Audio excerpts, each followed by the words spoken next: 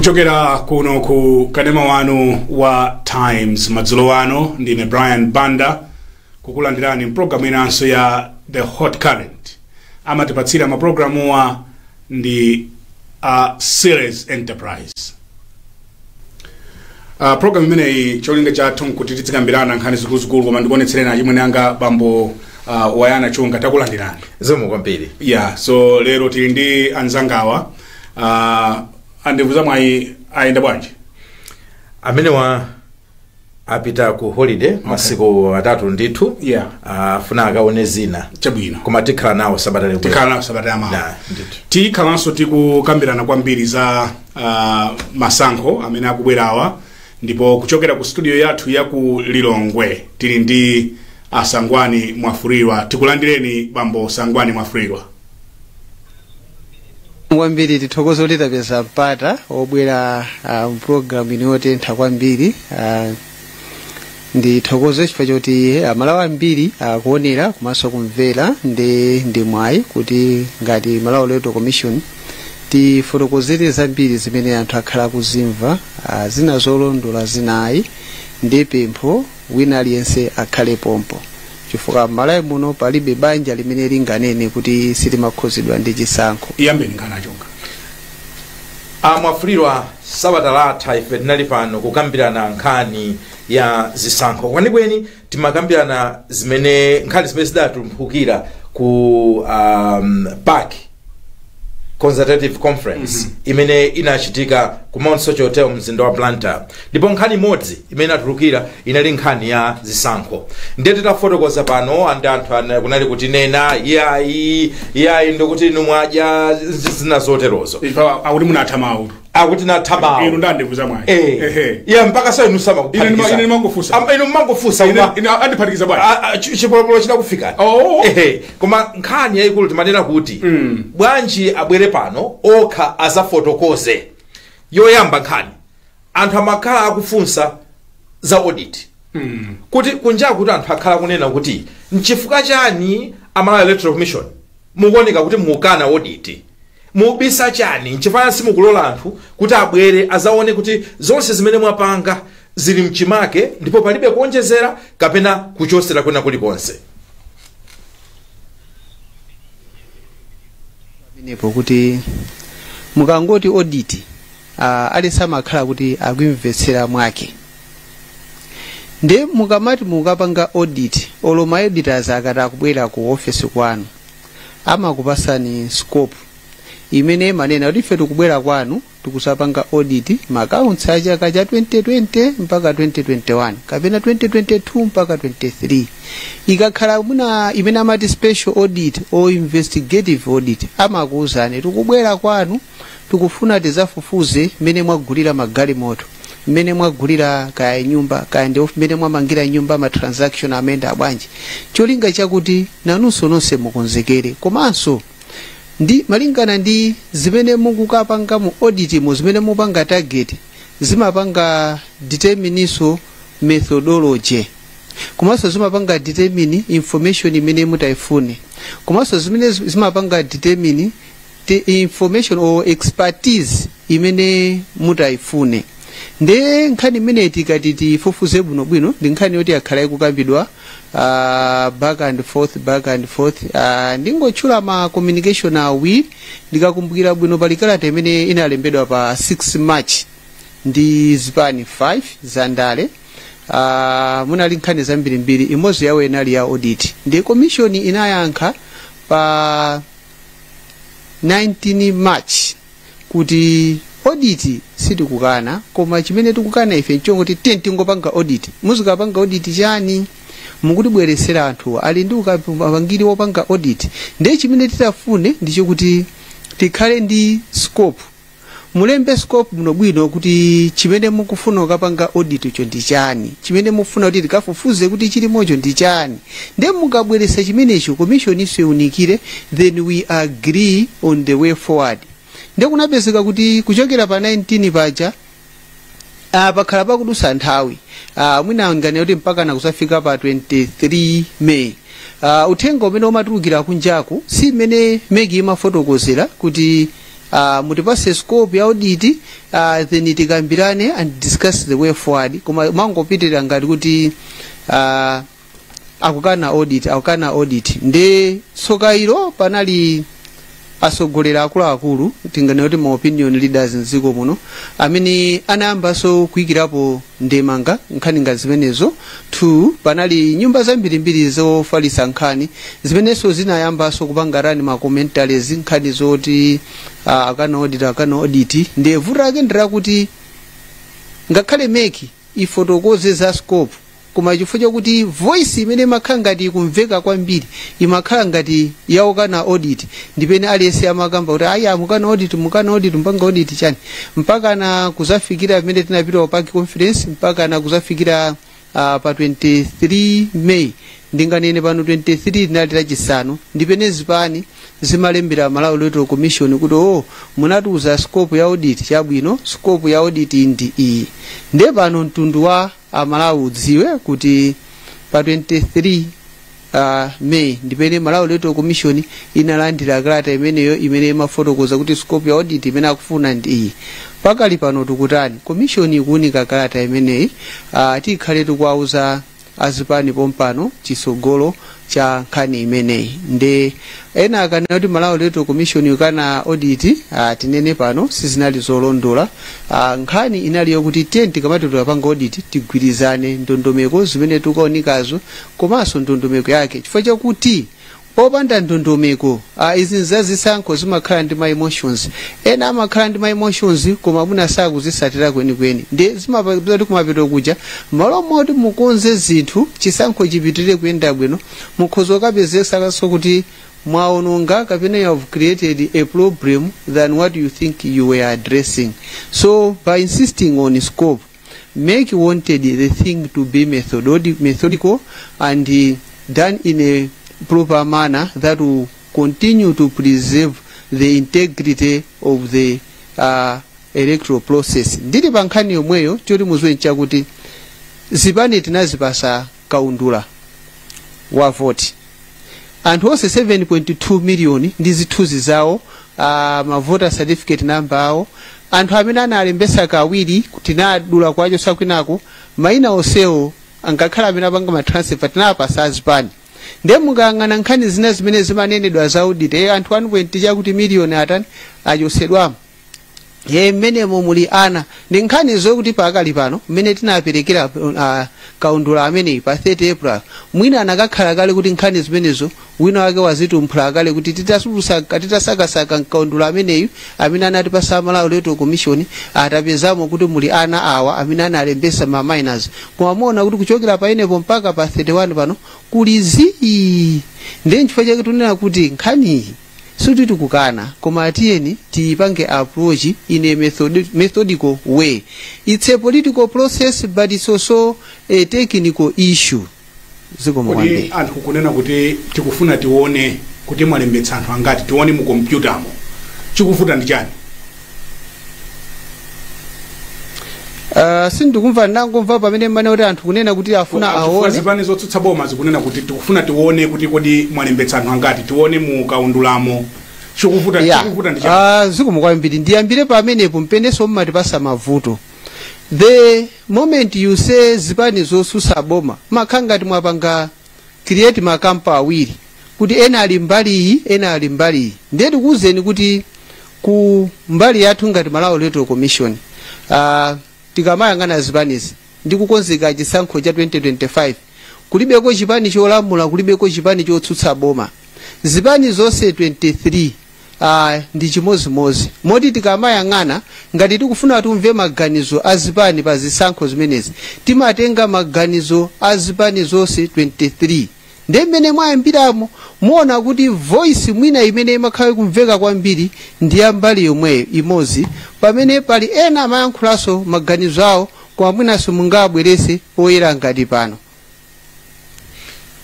Koma mumpirama refu nthawi refu tili tayamba June amafulirwa mukamati mupereka mwayi wa auditor ameneyi mukamaliza kuunikira nkhani ya scope imene alemba kalata zipani zinazi 5 nthawiyo koma ilipo and azumu kwambiri choti muzwe choti chimene akupempha kuti tifuna tione Yes. tatsekulani tione kuti kodi mukaundula mumuli chani so simzoti nkhani ikuvuta pati aha so pano mmene mwafunsira Brian wo mwafunsa bwino chifukwa chokuti ngati munthu akungonena kuti tatsegulani nkaundulamo tione funso limene ndikhoza kuwuzani kuti mwinake linayankhidwa kale the literal way you are asking it because tinapereka kaundula uja wa anthu amene analembetsa nkaundula wa vote also 7.2 million people. So if somebody wanted to check even the duplicates, they will be able to search in that one and say no, this one is a duplicate,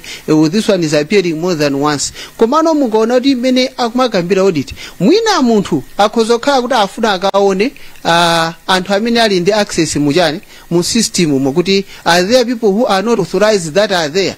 Do we have people that were registered outside the registration period or amene kulembetsa kapena sakupezekamo?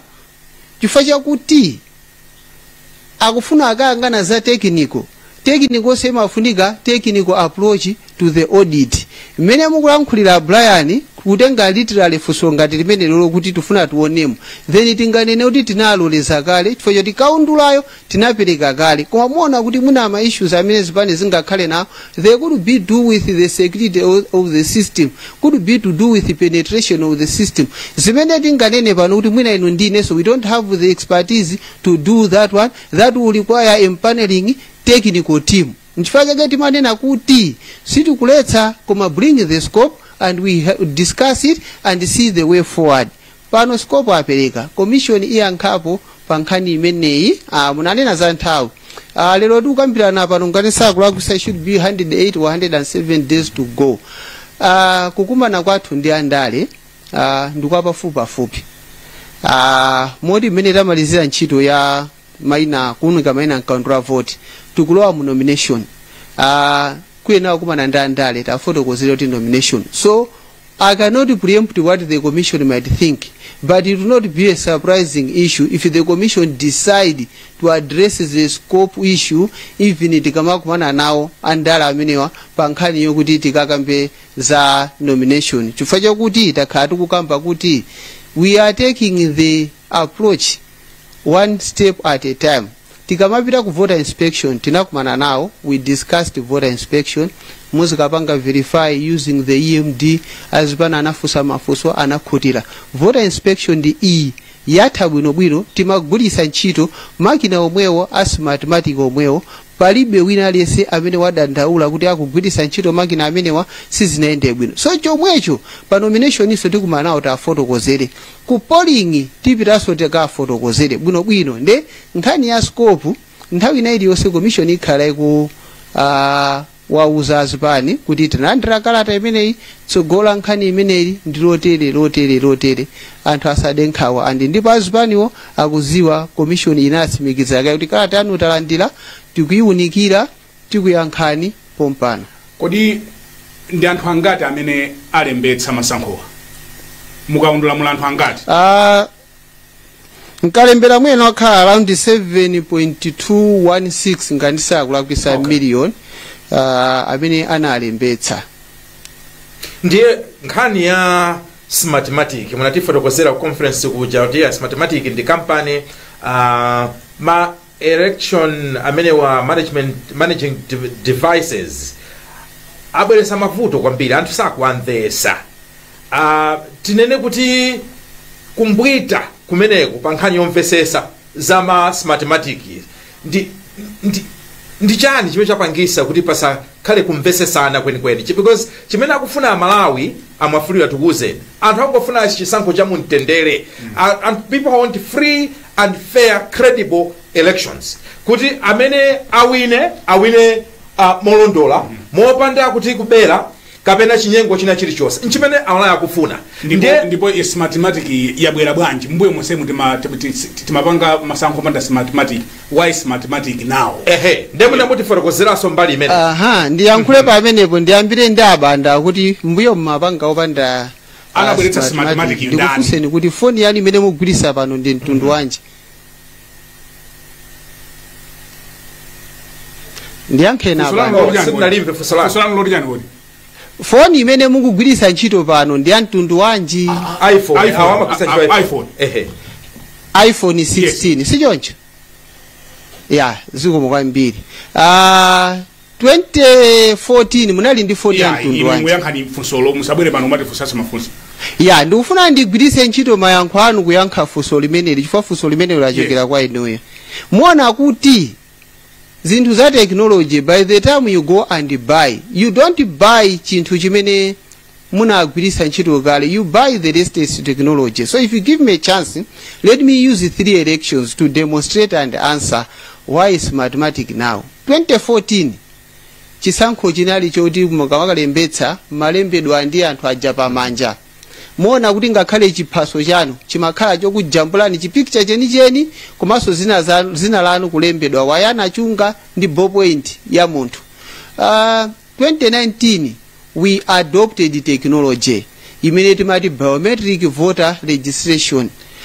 Biometric system imeneyi ndi system yokuti imatenga zala zanu ndoti kujambulani sona kujambulani nkhope yanu, even signature yanu amene makalembetsa. Muona kuti si makala sainaso pa pepala, mango sainira pa makina pompaja zabwinobwino. Mwapereka zala zanu. Nde system imene tinayuza 2019 ndi ya biometric voter registration system ndi yomweyo imene ili mu smartmatic machine. It's all biometric voter registration. Koma zikungosiyana kuti company yopanga supply machine komanso kuti awa apanowa ndi ngati latest technology. Ndemona kuti timafoni timene mwina anthu timagulisa ntchito kalekale 5, 6, 7 years ago, still they were good phones, they were smartphones, but muona memory mwina akamathera 12 gig ka 32 gig. Panopo ukamagagula muthu phone sungakaguleso phone imene memory yake ili 32 gig. You have to buy the latest technology on the market. That is what upeza phone ndi 516 gig memory, ma processor of tabanga kwambiri, kutenga zithuzi quality kwambiri. That's the analogy that I can do to do with the technology that we used in 2019 and also the technology that we are using now. It's the same technology but just from different suppliers. Why is mathematics? So kuti make inangolota kuti tieni tikagule ku mathematics. No. Makina amene timagwiritsa ntchito mbuyo mu pachisankho amene aja timachita kuachula kuti biometric voter registration kits BVRK anagwiritsidwa ntchito ngati sakulakusa kuyambira 2015 16 ndi NRB kumalemba anthu nkaundula waunzika chaka ziko muno kuzungulira kandi kawiri katatu. Meki inagwiritsa ntchito omwewo, tagwiritsa ntchito omwewo mu ma by-elections onse mpaka 2023. Pofika lero they are obsolete. Tina kangoti tatenga makina omwe aja tipitirire nawo, we would have had a disaster. Chifukwa chakuti inu nomwe lero bwezo mukukamba lero kuti chifukwa chanu kwakuti munapitisa makina oti akangojambula anthu kamozi chatimazi battery lata kapena akajambula chikukanika kuoneka akanika kugwira ntchito akufa. Koma chifukwa chakuti technology manager could not have supported a nationwide campaign. It was a recommendation that make should buy new technology. So we didn't just go to Smartmatic. We went on the market. So who is supplying? We went to the neighbors. So with the technology that was available. And then we came up with our own concept of the technology that we need. We quoted the bidders. Makampani amene anapezeka anali atatu. Inapezeka inavomera inapereka bid ndi imodzi. Ndenga khale Smartmatic inapereka bid. Suti tinango anyamula kuti basi bwerani apo pesa ndinokha mene mulipo. No, it had to be evaluated. Mene zimakhalira mklasi kuti mwina umafuna ana alembe mayeso 30 koma wabwera mwana mmodzi. Sumangolo peza ulipo wekha wakhoza. Alembebe mayeso muchonke. Ndipo panga evaluation and vomereze pano amene apanga za procurement imakhala ntchito ya evaluation committee. Koma tinapanga something kuti we invited political parties. Bwerani muzakhale muzafunse nawo mafunso. Nthawi imene amaziwa kuti company ndi Smartmatic anafunsa mafunso zonse zabwinobwino. Tinapita kamba kulandira katundu chakubwera. Azipana anali konkuja amapanga ma interviews amatuluka pa Times pompano onse kumayamikira amene zikuyendera kuti it's going on transparently. Amakalandira ku airport kuja makina ochokera ku Smartmatic. Palibe amene amayankhulapo kuti ya company imene ingakhala kugulapo koma kwakuti mwakuti. Tinati kumaliza penepo tinayamba kuzungulira kukumana ndi asogolera azipani. palibe amene anapanga raise issue ndi smartmatic. They would have questions which our technical team could respond. Tinakumana ndi president aliyese ndi anthu ake 10 anditsutse ngati ndikunama. Apostle tinaita na civil society. It was an open call. Amene akufuna abwere azaone demonstration ya makina. Chimozimozinso kwa atu ankhani. Tinaita na wina aliyese amene akufuna. Tinapanga ma meeting Blantyre, Lilongwe, Nzuzu.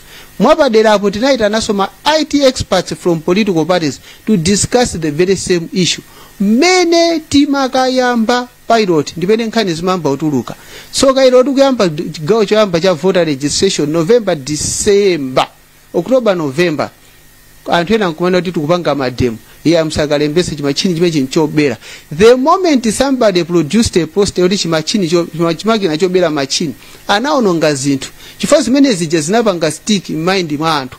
Moti tinazaona kumapeto kwa gawo lachiwiri lachitatu atsogoleri omwe akuzipaniso akutulukaso 1 kukalembesa 2 kukapangano mobilize anthu kuti akalembeseso mkaundu la vote. Tigwirizane pano kuti mawu sangabwerere without accomplishing its purpose.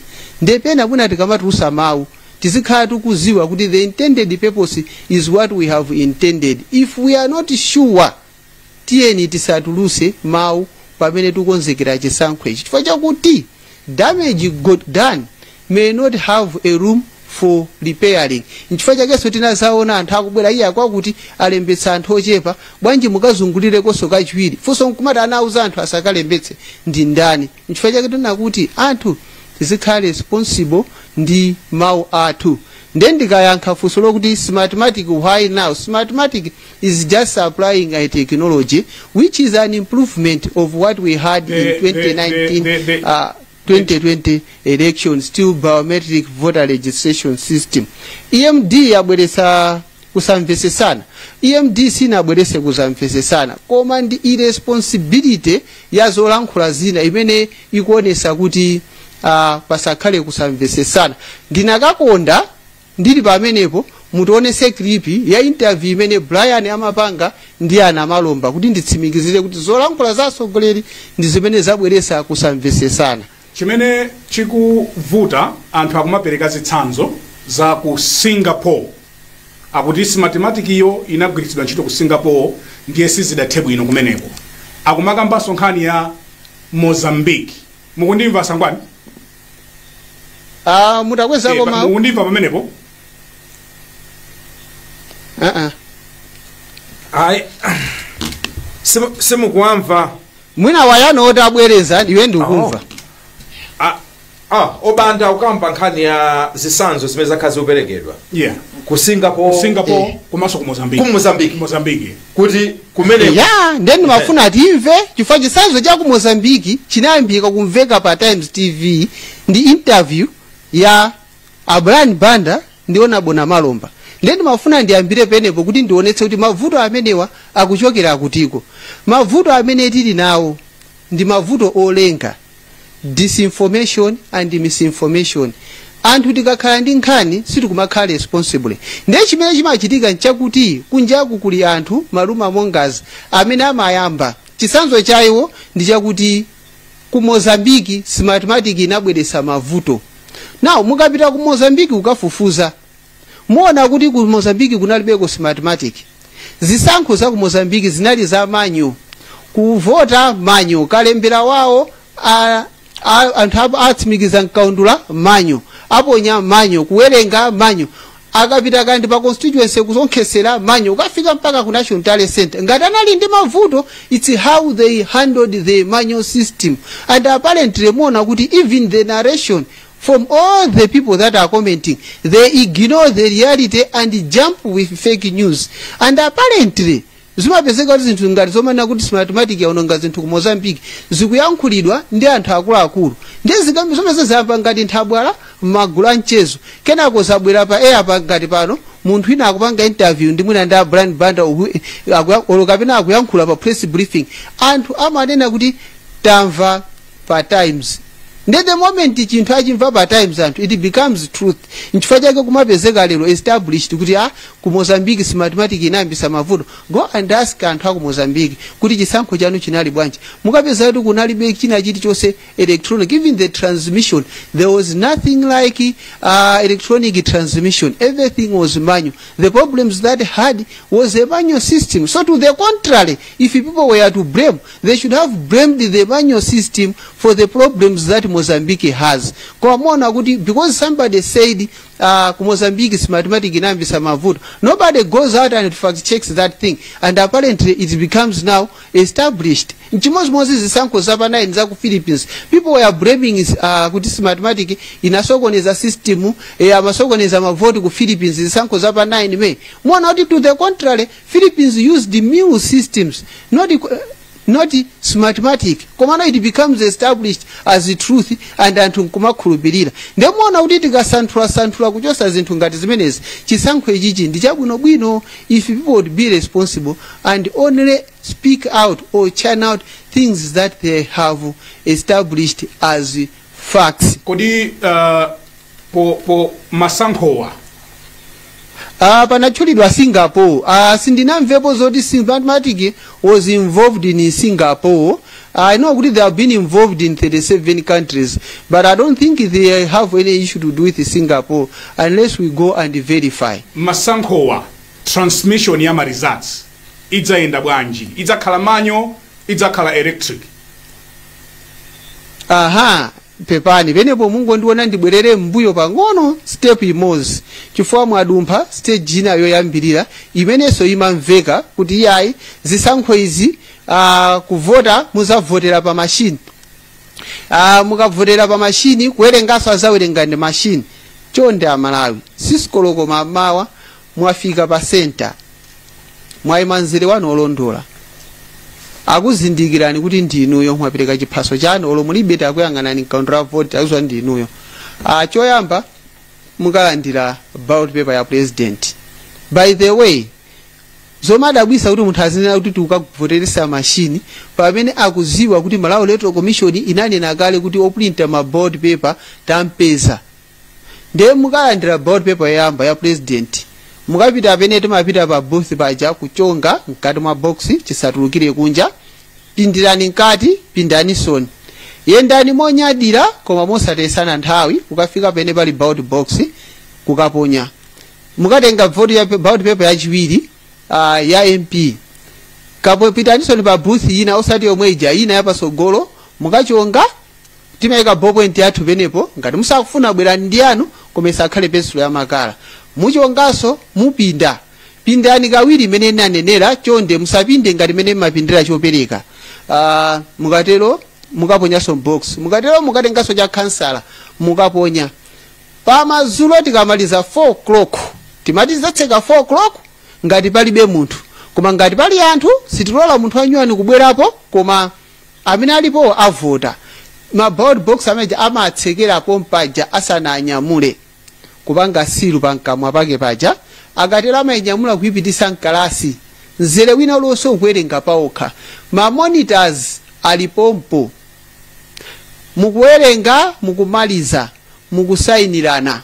Khani makandidate opikisana 20 ndoti pa chisankho chilichonsecho monitor wachipani akuyenera kutenga ma result sheet osayinidwa apa polling station imeneyo a chipani chake. Ngati palo opikisana 20 atenge 20. Ina tikukhoma pa khoma pompo. Tikatero presiding officer akunyamula ballot box manager itatsekedwa ndipo ma monitors atenga masiu number. Malizatsenaja aika mutampa evident envelope ndikunyamula kumapita ku constituency tale center. Ndimafuna ndifotokozere nkhani imeneyo yakuponya voti ndikuwerenga chifukwa choti nthawi zina anthu amasiya amasokoneza ndi transmission. Tikafika pa constituency tale center akafika presiding officer uyu chi ballot box icho akachilandira ndi anthu a logistics ndikukachisunga. Kumene kuja kulibenso kutsegula ballot box. Chimene akapanga present ndi malizatsi aja. Ine ndachokera pa center yakuti ndilande primary school station 1. Pamenepo a Brian Banda 15 votes, awayana wachunga 15 votes, kaya ndindani ena 10 votes, mwakuti akamanena zimenezi ndoti ma monitors azipani alipompo. Zochitika ndi ziwiri pamenepo, ndipo ndiyankhule pogwiritsa ntchito ndondomeko ya 2019 komanso ya 2020. 2019 tinali ndi ma constituency tale center, akafika pene paja akapereka malizatsi amene aja ndigwiritsa ntchito chitsanzo cha Ndilande polling station 1, ndekuti apanga capture mu system. Ndikati kupanga capture mu system ndi ndondomeko ziwiri zochitika, malizatsi aja awataipe kwalowesa mu system 10 kutaipa 10 chakuti 30 basi choncho. Akatero apange scan result inasayinidwa pa polling station ija limodzi ndi malizati amene aja amaprinta, akaprinta achisayinire umboni kuonesesa kuti chimene chakutaipidwa chija ndi chimene chinabwera chafanana. Mamonita zinso ali ndi udindo oyang'anira paenepo. Akatero aujapu constituency returning officer amalowa mu system, opanga capture amakhala officer. Constituency returning officer amalowa mu system ndikupanga confirm result manager 1. Akapanga confirm result manager 2019 imapita ku National Tally Center. Ikupita ku National Tally Center kumene kuja mu system muyiona. Pamene uku ndoti akudikiranso malizatsi kandi Ndilande polling station number 2 ibwereso, number 3 ibwereso, yonse ikabwera izipangidwa choncho. Ndemona kuti pamene uku akulandira malizatsi akupanga compile, chifukwa constituency returning officer ntchito yake singathe pokhapokha akhaletu alandira malizatsi ama polling station onse. Akamaliza kuti amabwera constituency returning officer akupanga login ndikupanga confirm result manager. Constituency returning officer akapanga confirm imakhala electronic result ija will be transmitted kumapita ku main tally center. Ndema monitor amene anali ku main tally center amalandira results aja as they are captured from the constituency ndikumapasa so ndikumauza kuti zitsimikizirani ndi anthu ana amene anali kutiko ku masenta. Njira yamba imene inachitika 2019. Pamene uku ndoda wadakalembe akamaliza amanyamula physical zina zija kupita nazo ku district. 2020 chimene chinachitika ndi chakuti kunalibe ma constituency tally center chifukwa cha chigamulo cha court. Zonse zija zimapita direct kwa DC. Kufika pa DC aonkhesa amazipanga capture mu system kulowesa malizatsi aja koma panalibe electronic kwambiri. Nkhani za smartmatic ku America zikukhuza zisankho za mbuyomu and si Associated Press yokha komanso kunali August 9 2024. A federal indictment has charged 3 current and former executives of Smartmatic in a scheme to pay more than $1 million. Aha, imanikaye pompo mwati imanikaye Brian yes. just a minute take it slow start reading again. A federal indictment has charged 3 current and former executives of Smartmatic. Basi imanikaye pompo mwati former executive, meaning the person is no longer a part of Smartmatic. So ngati inu munagwira ntchito ku Times mwasiya mwakamba ntchito kwina kwake mwakapala muno umene kujako nkhani yesu mungakaibweresenso nkumanena kuti kugwira ntchito ku Times ziko mwitsa leo nkhani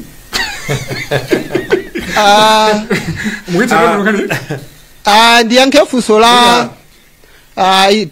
ndiyankhe power of voter tabulation. I think power of voter tabulation is a thing that is always encouraged. One, it has to be done systematically. If somebody is going to do what we call 100%, timati one-on-one, kuti aika ma monitors ma centers ose zimene zimathandizira kwambiri, koma akati akuyuza sampling samale kwambiri chifukwa geopolitics is geopolitics. Any error in your sample, or if you are going to use a very small sample not reflective of the entire geopolitics, zimapita kubweresa mavuto. 1 2 mwayo wokha azipani tisaname alesa amakonzekera kuti malizatsi aja amakhala nawo mamonitors aja masuku ano ndi ama smartphone sichoti iye munthu chakangoti chimene mukamuyikira pa polling station monitor sichoti akangolandira chipepala chija apite ku nyumba azikawerenga ndi ana ku nyumba kapena ndi ambumba yake ndi nkhani yoti akapange ripoti ku chipani andi panopa sicho chosabisa kuti tikuyembekeza kuti anthu akangosayinirana malizatsi nthawi yomweyo ndoti zinthu zichaziyamba kuyenda magrupu akutumiza ku ofesi kwawo akutumiza ku tale center yawo kumenenso osakonkhetsera si chinthu choletsedwa koma tichipange mwadongosolo taziwa naso izi maprimary amene zipani zambiri zikupanga mungopeza maprimary apangidwa amene basi malizatsi akumene kuja mamonitors ajambula kale zamba kale kuyenda even penaso mwinaso malizatsi asanaulutsidwenso kumapeza kuti malizatsi ajamba kuyenda tinene pano kuti the official result for the election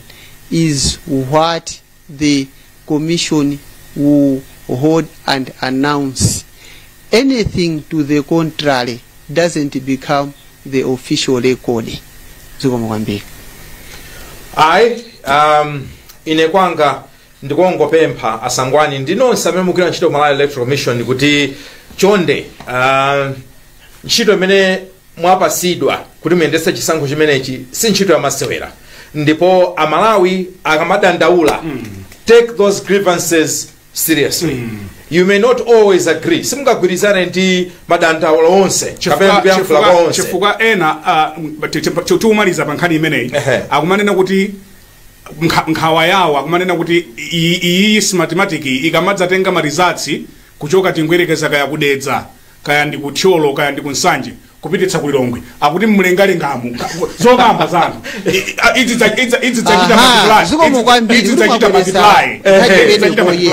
tiyankhe pano kuti 2019 the results were transmitted from the constituency tally center to the main tally center, and it offered an advantage to the monitors that were at the national tally center, because whatever was captured at the constituency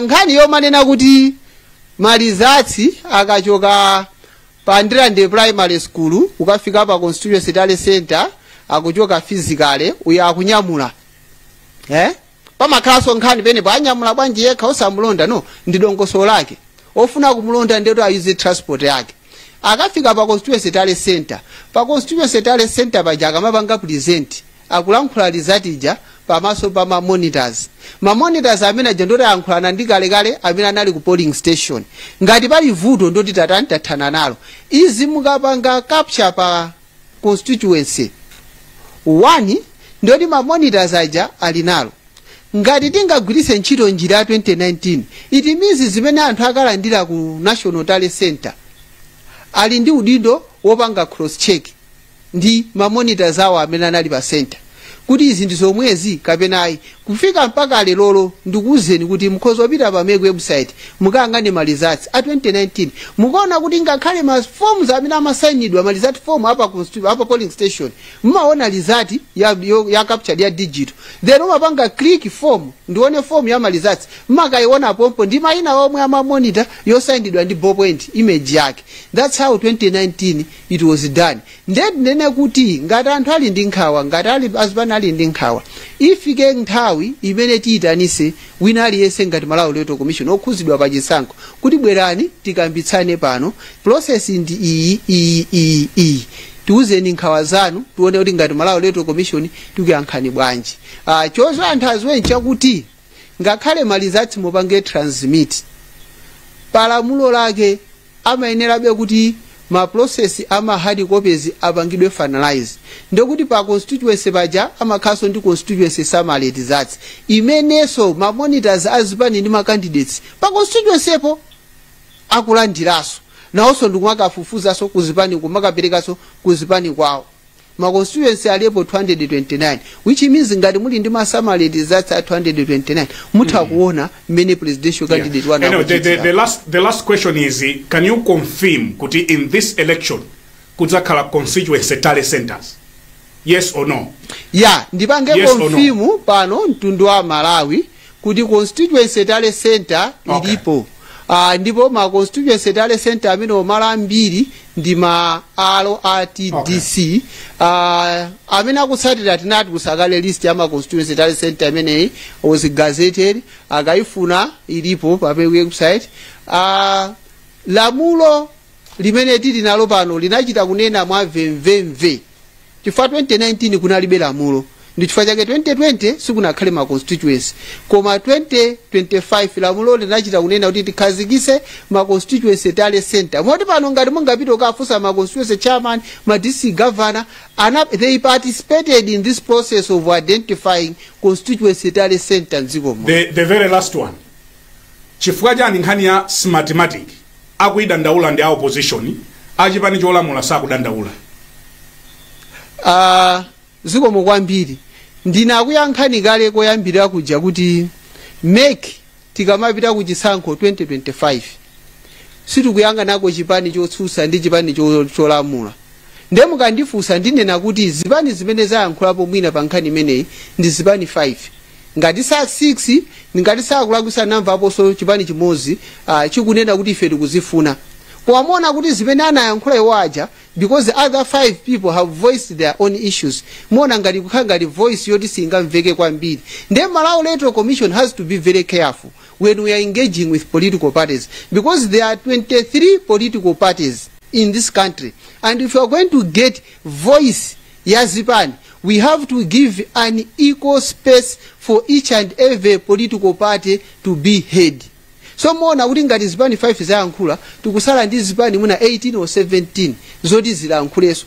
We cannot just hush up their voice, we cannot close the space to them. That's why Malawi Electoral Commission imanena kuti ifeyo tikhale ndi platform yokumana ndi zipani zonse 23 pamodzi tikakumane aliyese akaikepo maganizo ake osati wina kufuna kutchingira wina maganizo ake. Mudza chita paste pa koma ma results at every polling center.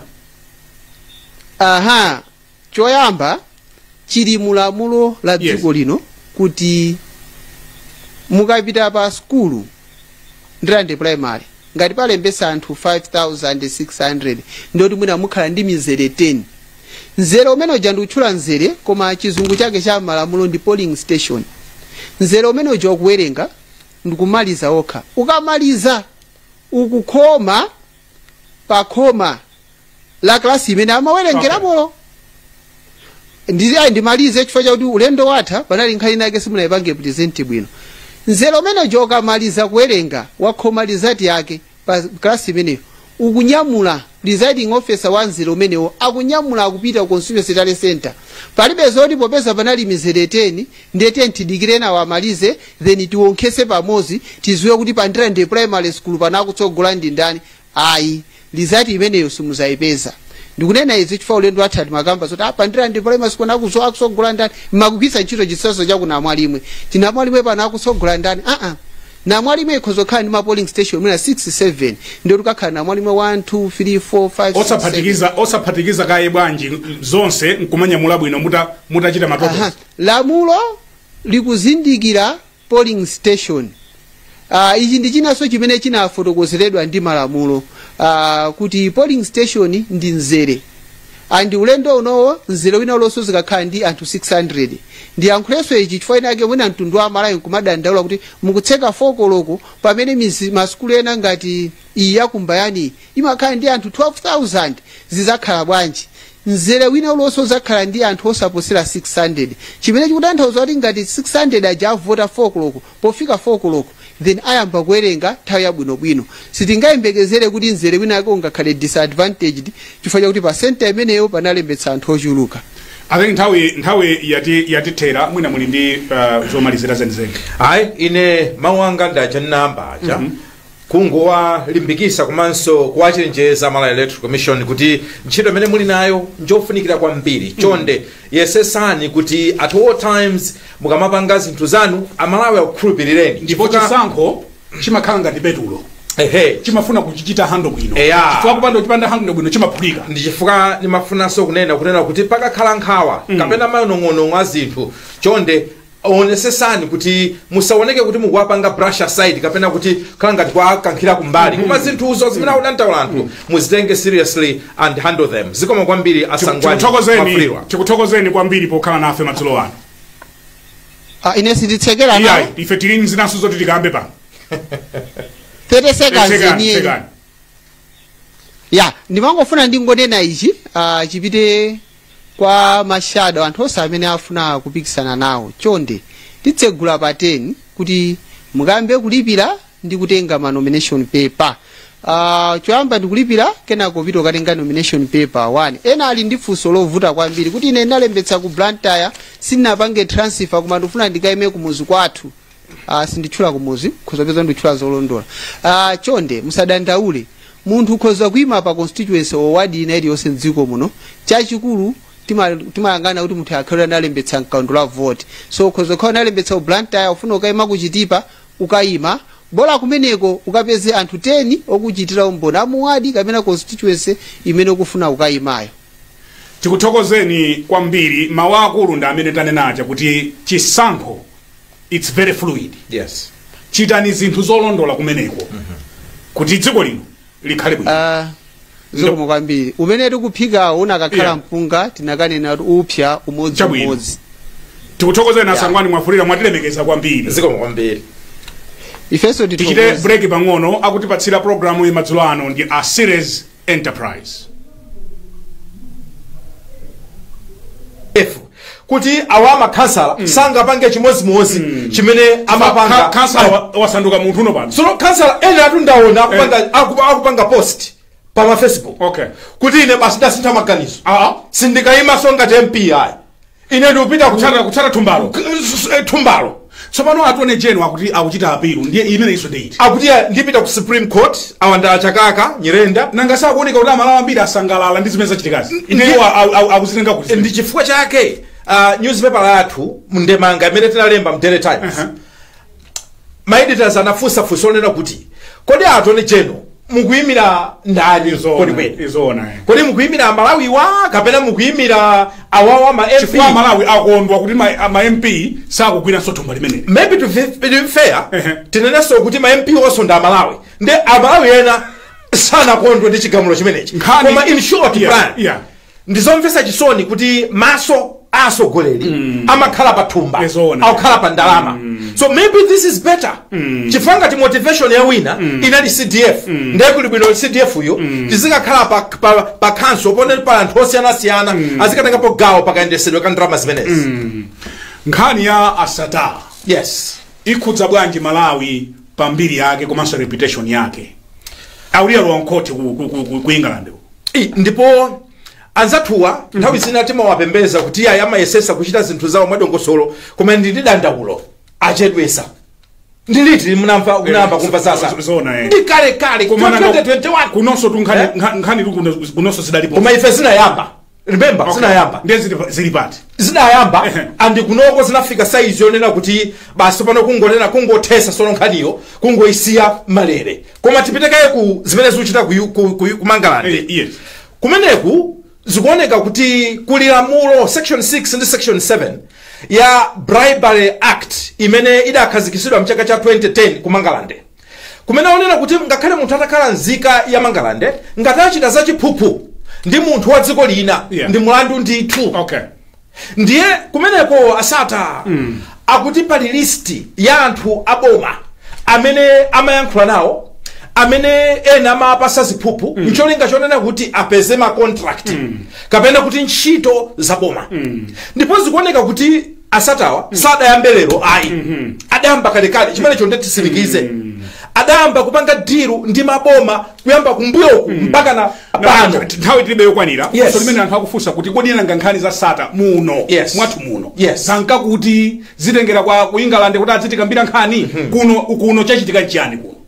Sono tizinena zoona kunena kuti vuto la nkhani zakatangale nzonena kuti pamaso zimaoneka ngati za simple koma kunsikuku kumakhala zambiri zimene zikuchitika. Kama ndimva moti muzaone kunena kuti nkhani ya Asata pali a media amene ali involved Nakutero, amene adatchulidwa tinena ngasi ku court amanena kuti you are akuganiziridwa pali atolankhani amene akuganiziridwa Nakutero.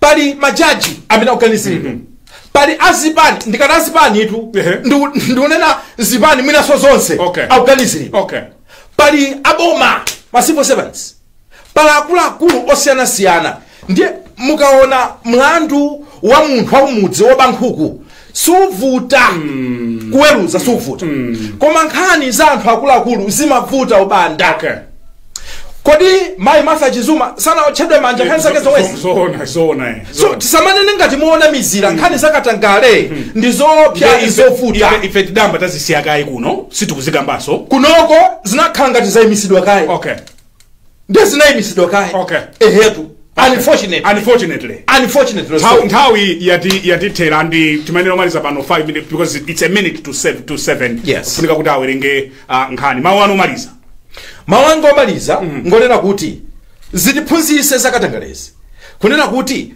tikonze process ya procurement imene timatengera katundu wa boma ena asamalowererepo manjawo komanso katundu tikamagula ku Malawi Defence Force chonde izo manena kuti izi nzobisa za national security izi nzachitetezo kumeneko anthu akumapeza modyera kudzera mdzina la national security we can do better as a country ine kumaliza kwanga nkwakuti Malawi Electoral Commission asamale pa nkhani ya masankhoyi pasakhale ene ambiguity kuti kodi apa zikuenda bwanji amalawa tidziona pa mbalambanda we need to have a free and fair election ntchito yothana ndi katangale ndi yatonse kwambiri tisasire munthu mmodzi kwambiri we have a country to protect mukuyankhula to bwino ntchito yothana ndi katangale ndi yatonse tisasire munthu mmodzi ndine Brian Banda anzanga wandi Wayana Chunga kufikira sabata ya mawa chauta akatisunga ndi moyo koma atisamala timayimba kuchali chiko atisamala kosathambu ngokhulupirika atisamala kosathambu yetu chisomo chake nchokwanira wishing you the very best of the evening and